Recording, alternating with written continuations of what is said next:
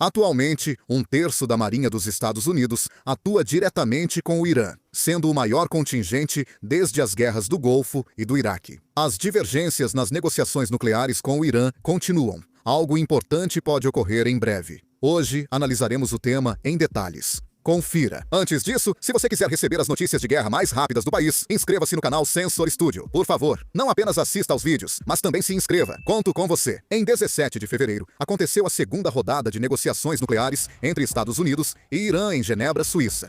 As discussões sobre o programa nuclear e sanções duraram cerca de 3 horas e 30 sem acordo. Nesse momento, os Estados Unidos e o Irã estabeleceram princípios básicos que serviriam de base para um acordo final nas negociações nucleares. Os Estados Unidos também afirmaram que houve avanços. Embora tenham chegado a um acordo geral, parece que não conseguiram concordar sobre os detalhes. Segundo o Wall Street Journal, o Irã se mostrou disposto a negociar, sugerindo suspender o enriquecimento de urânio por até 3 anos e transferir estoques a outro país.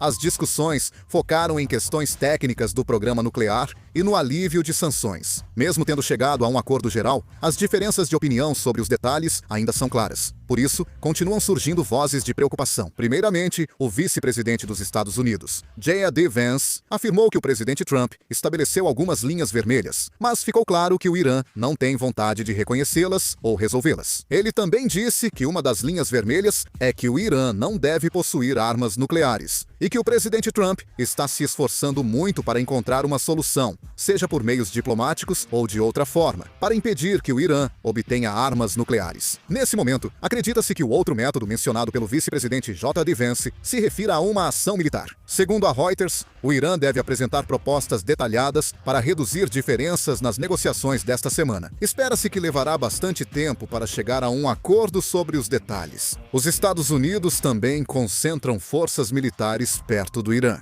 Explicarei isso em mais detalhes. Um terço do poder naval dos Estados Unidos está próximo ao Irã, sendo a maior concentração desde a Guerra do Golfo e do Iraque. Primeiro, nas últimas 48 horas, vamos ver as forças aéreas enviadas ao Vietnã do Oriente Médio. São pelo menos 36 caças F-35, 36 caças F-16, 12 caças F-20 e 220 e 1 aviões-tanque KC-135, 11 aviões-tanque KC-46, 4 aeronaves de guerra eletrônica E-3 e uma aeronave de guerra eletrônica E-11. Com isso, os caças posicionados no Oriente Médio incluem 24 caças F-15, estacionados na Jordânia, 12 caças F-35, também na Jordânia, que com a adição de mais 36, 48 F-35, há também 12 aviões de ataque A-10C na Jordânia. E além disso, um total de 6 aeronaves de guerra eletrônica também posicionadas na Jordânia. Há 12 caças F-16 na Arábia Saudita. E com mais 36 totalizam 48.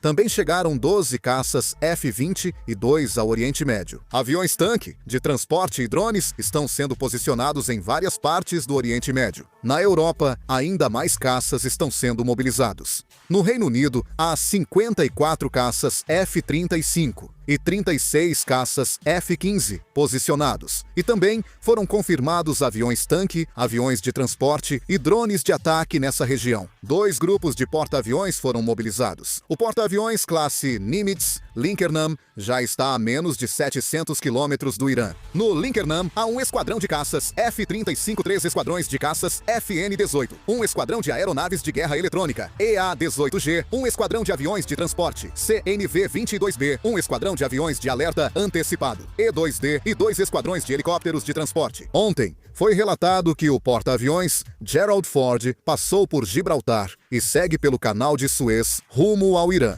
devendo chegar em breve ao destino. O porta-aviões classe Gerald Ford leva 4 esquadrões de caças FN-18, 1 de guerra eletrônica, EA-18G, 1 de transporte, C-2, 1 de alerta antecipado, E-2D e 2 de helicópteros de transporte. O mais assustador é o grupo de escolta do porta-aviões, realmente o mais temido. Já foi confirmado que há um total de 21 destroyers americanos posicionados ou a caminho da região do Oriente Médio, e estima-se que 3 submarinos nucleares também estejam nas proximidades. Esse número equivale a 33% da frota naval dos Estados Unidos, e pode carregar mais de 600 mísseis guiados táticos, mostrando grande poder de fogo contra o Irã.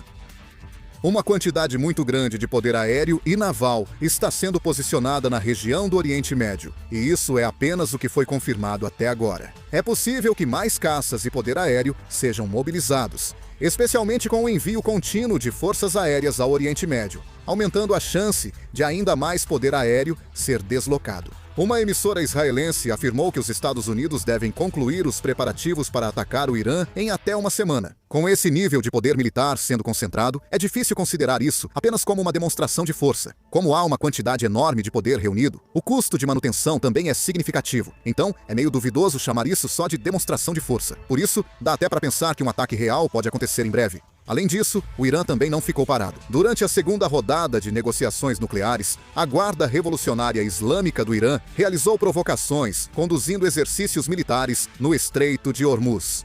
Como medida preventiva de segurança, a Guarda Revolucionária Islâmica do Irã chegou a bloquear temporariamente algumas áreas do Estreito de Hormuz. O Estreito de Hormuz responde por 1/5 do transporte mundial de petróleo. Então, seu bloqueio seria um grande problema. Países como a Coreia do Sul, que dependem da região, teriam dificuldade para importar petróleo. O líder supremo do Irã, Ali Khamenei, afirmou em 17 de fevereiro que qualquer tentativa dos Estados Unidos de derrubar o regime iraniano fracassará. Ali Khamenei afirmou que Trump diz que as forças armadas deles são as mais fortes do mundo, mas mesmo o exército mais poderoso pode ser tão atingido que não consegue se levantar. Também disse que o arsenal de mísseis do Irã não está em negociação e não diz respeito aos Estados Unidos. Talvez, se os Estados Unidos atacarem o Irã acabe sofrendo unilateralmente, mas o Irã provavelmente tentará ampliar ao máximo o conflito. Primeiro, muita gente pensa no bloqueio do Estreito de Hormuz,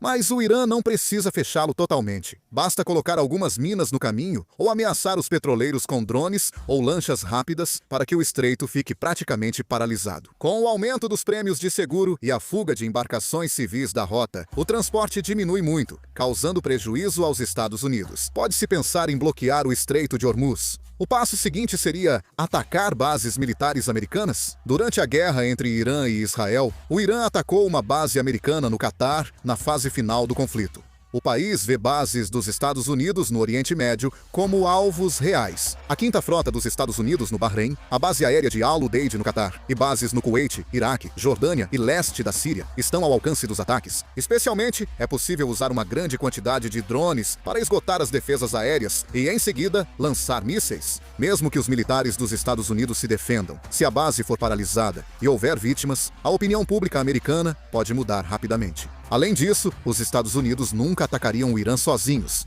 Eles atacariam junto com Israel. Então, o Irã também poderia atacar o território israelense. Cidades importantes como Tel Aviv e Haifa podem se tornar alvos. O Irã possui uma grande quantidade de mísseis balísticos. Mesmo com o domo de ferro e o sistema LO sendo poderosos, ataques de saturação em grande escala podem superar a defesa aérea. Se Israel for gravemente atingido em seu território, a guerra pode se expandir rapidamente. O futuro é incerto. Independentemente da forma como o Irã retalie, é muito provável que a vitória na guerra tenda para os Estados Unidos e Israel. Isso não é uma avaliação emocional, mas sim o resultado de um cálculo militar frio. O Irã tem muitos mísseis, muitos drones e muitos grupos de representantes. Mas, na guerra, a superioridade aérea e a guerra de informações, que são os fatores mais importantes, já apresentam uma diferença muito grande. No confronto entre Irã e Israel, em 2025, ficou evidente a fragilidade do sistema de defesa aérea iraniano. O Irã não protegeu seu espaço aéreo e, mesmo com instalações atingidas, não conseguiu responder de forma eficaz. Um país com sistema de defesa aérea ineficaz já está predestinado à derrota em uma guerra moderna. Os ataques dos militares dos Estados Unidos e de Israel mostram que, se a Força Aérea quiser, é muito provável que as bases de radar e as baterias de mísseis antiaéreos do Irã sejam paralisadas logo no início. Não importa quantos mísseis o Irã lance, se o adversário dominar o espaço aéreo e conduzir a guerra, esses mísseis vão se tornar cada vez mais ineficazes. Se a situação seguir com 2 porta-aviões, 21 destroyers e submarinos nucleares posicionados, as instalações nucleares e militares do Irã serão destruídas em etapas. Existe a possibilidade de a base do desenvolvimento nuclear iraniano ser eliminada. Mas a questão não é vencer, e sim quanto tempo isso dura. O Irã não pode derrotar os Estados Unidos em uma guerra total, mas pode cansar os americanos. O Irã pode optar por evitar guerra convencional e envolver os Estados Unidos em um atoleiro, como no Iraque ou Afeganistão. Podem ameaçar petroleiros no Estreito de Hormuz, seguir atacando bases americanas no Oriente Médio e, assim, prolongar a guerra. Mesmo que os Estados Unidos vençam a guerra, se o preço do petróleo e o caos logístico persistirem, a economia mundial será abalada. Até mesmo dentro dos Estados Unidos pode surgir uma opinião pública contra a guerra. Por isso, a maneira mais precisa de ver a situação agora é assim. Não é difícil para os Estados Unidos e Israel vencerem militarmente. Porém, se a guerra começar, o Irã provavelmente resistirá até o fim, ampliando o conflito e incendiando o Oriente Médio. Mesmo que Estados Unidos e Israel vençam, o fim da guerra pode trazer apenas mais caos e um novo pântano no Oriente Médio.